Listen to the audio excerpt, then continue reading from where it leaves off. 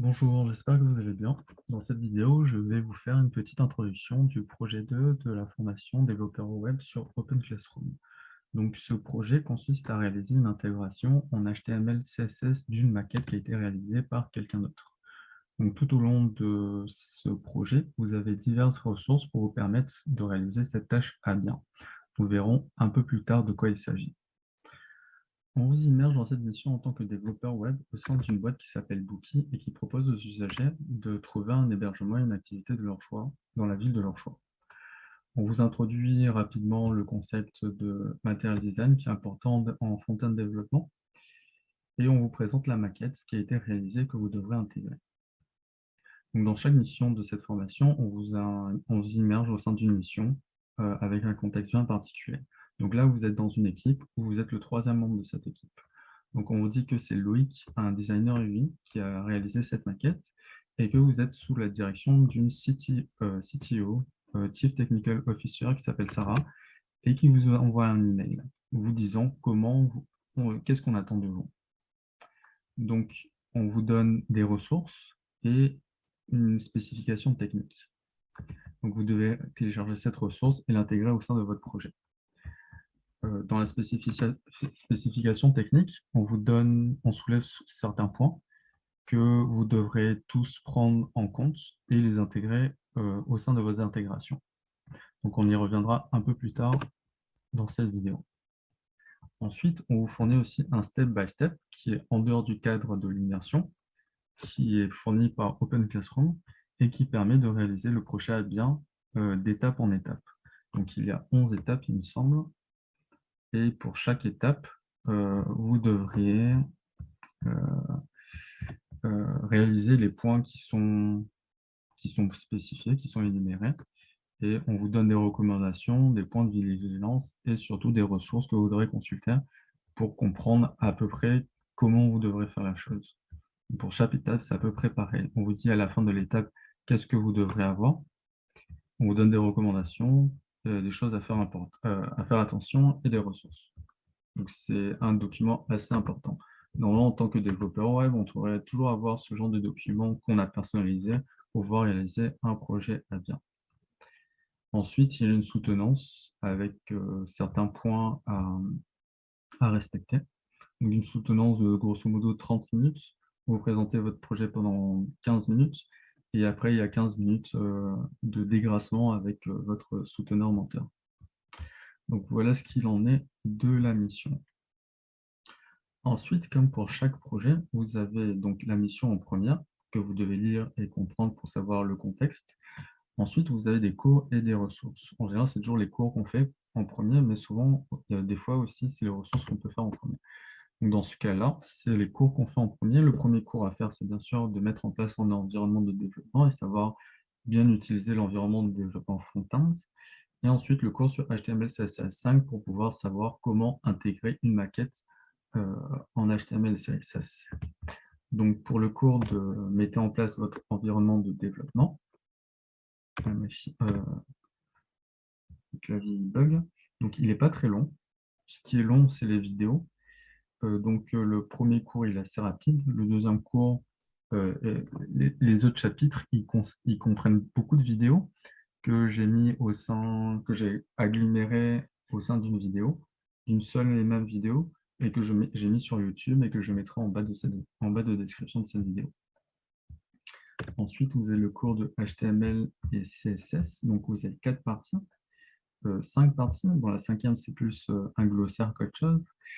Et les cours chez Open Classroom, en général, ça fonctionne toujours de la même manière. Vous avez une première partie qui est une introduction grossière de tout ce qui est à venir. Et vous avez une dernière partie qui précise un peu plus les choses importantes ou les choses plus spécifiques, qui va un peu plus en profondeur. Et entre-temps, vous avez des cours qui détaillent la première partie, en fait. Donc,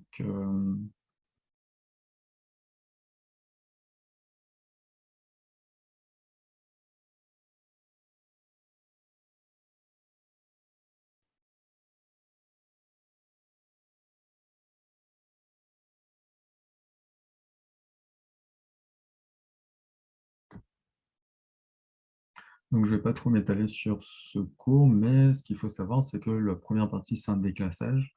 On vous montre les B à bas de l'HTML et on ne touche pas vraiment au CSS. Là, on commence à toucher au CSS en rajoutant le CSS à une page HTML. Et ensuite, on voit la mise en page avec Flexbox notamment, que vous prendrez l'habitude d'utiliser. Et là, on rentre un peu plus en profondeur avec des formulaires, des tableaux, des objets, vidéo et audio, et pour faire du responsive. Donc voilà pour les cours. Après, vous avez aussi des ressources. Donc, dans le Clé 2, vous avez pas mal de ressources à réaliser. Ça prend énormément de temps quand même pour débuter. Donc, vous avez des webinars en général dans les ressources. Ici, vous avez deux webinars. Vous avez un webinar vidéo. Vous avez l'énoncé d'un webinar et vous avez la correction du webinar. Donc, deuxième webinar. Donc, le premier webinar, c'est créer une maquette. Et le deuxième webinaire, c'est intégrer une maquette. Donc, une vidéo. J'ouvre pour montrer à peu près à quoi ça ressemble. Donc, on doit s'inscrire. C'est fait immédiatement. Et après, on accède directement à une vidéo d'une personne qui a déjà suivi ce webinaire avec un professeur d'Open Classroom.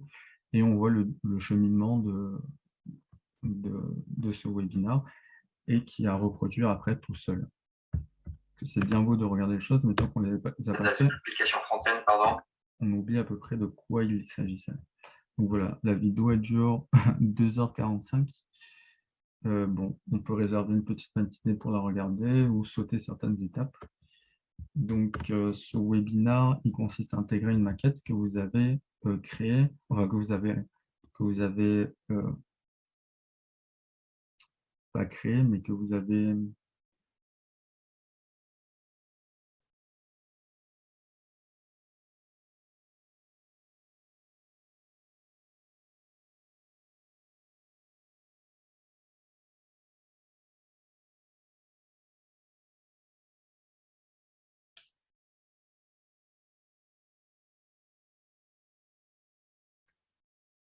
consiste à créer une maquette, consiste à intégrer une maquette que vous avez sectionnée au sein de la partie du premier webinaire. Vous n'avez pas créé la maquette, vous l'avez juste sectionnée ici. Euh, Après, vous avez en gros, vous avez des sites qui sont comme des références avec des articles. Vous avez des cours et des fois, vous avez des défis aussi. Donc là, une partie importante, c'est le Flexbox. Donc il y a un petit jeu qui est mis à disposition, qui a été fait par un internaute, on ne sait pas qui, et qui permet de s'entraîner sur Flexbox. C'est vraiment pas mal pour débuter et en jouant, on apprend mieux. Après, il y a les sélecteurs CSS, comment cibler un élément de la page HTML pour lui donner du style. Donc, c'est important de savoir comment ça fonctionne, c'est même très important. Donc, on vous rappelle, il y a plein d'onglets sur ce site, mais cette partie, pour le CSS, c'est très important de savoir en fait comment on fait pour cibler des éléments.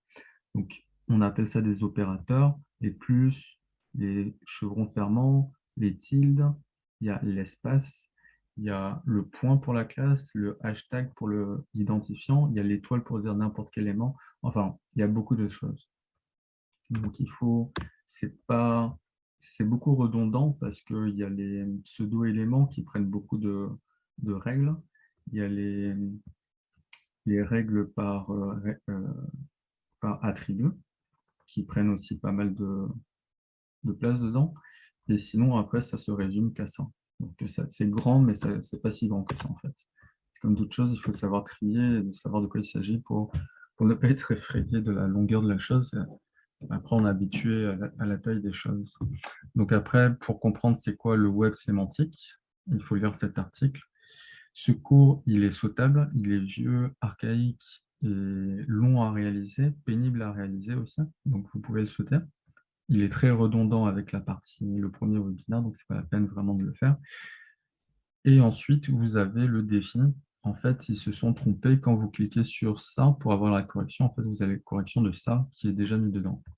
Donc, quand vous ouvrez le défi, on vous met un peu comme dans la mission, dans une autre mission, où vous avez un projet beaucoup plus simple à réaliser et beaucoup plus rapide à réaliser et beaucoup plus basique à réaliser.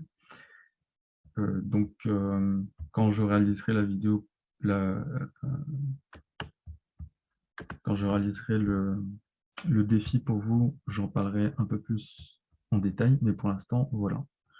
Donc, je récapitule, faire les 2 webinars, jouer régulièrement à ce jeu, euh, s'assurer qu'on comprend bien les notions de balise sémantique et de sélecteur CSS, et réaliser le défi. Une fois qu'on a suivi les cours, qu'on a fait les ressources, on peut commencer à faire la mission. Donc, pour la mission, vous avez un step-by-step que je rappelle, vous devez préciser, qui vous indique les, le pourcentage d'avancement que auquel vous êtes arrivé. Donc, à l'étape 1, quand vous l'avez fini, vous êtes à 5%. À l'étape 2, vous êtes à 10%, et ainsi de suite, et ainsi de suite.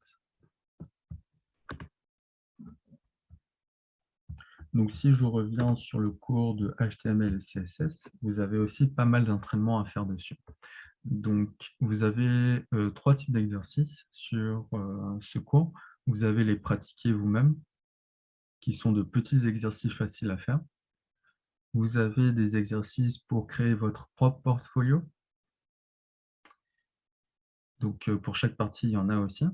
Vous avez 3 exercices de pratiquer vous-même qui sont simples. Vous avez des exercices un peu plus poussés pour créer votre portfolio. Vous en avez 3 aussi. Donc, vous en avez 4. Et après, vous avez un TP aussi en partie 3 qui n'est pas forcément évident à faire, qui est long à faire surtout, mais qui est un peu plus compliqué que les ressources ou le défi, mais qui est un autre exercice à faire. Donc, une fois que vous aurez fait tout ça, vous serez vraiment prêt à faire la mission avec d'excellentes bases. C'est ça qui est important, partir avec des bonnes bases. Ne pas partir avec des trous de mémoire ou des doutes, mais partir avec pleine confiance. C'est vraiment le plus important, quel qu'en soit le contexte. Donc, ceci étant dit, maintenant, je vais vous présenter les ressources que je vous recommande en tant que mentor pour commencer cette formation à partir du P2. À chaque projet de cette formation, je vais vous donner des ressources, que ce soit des plugins à installer des extensions à installer sur le navigateur ou sur votre éditeur de code VS Code, ou des sites web que vous devrez enregistrer dans vos favoris, ou des applications web que vous devriez installer sur votre téléphone, ou encore, je ne sais pas, des documents que je vous donnerai à télécharger. Parce que ça permet de faciliter la vie, tous ces petits trucs, la vie du développeur front-end. Et plutôt que perdre du temps, il vaut mieux savoir les avoir de son côté dès le début. Donc, je mettrai toutes ces ressources en bas de la vidéo, ne vous inquiétez pas. Il n'y aura pas besoin de suivre forcément la vidéo pour avoir accès à la liste. Vous aurez tout en dessous de la vidéo. Et après ces petites explications, je vais démarrer avec vous la mise en place de ces différents projets sur votre ordinateur. Donc, je vais vous donner les bonnes manières de faire pour commencer un projet. Et on va commencer 2 projets. On va faire un projet pour votre portfolio, que vous aurez déjà commencé avec le cours de HTML, CSS.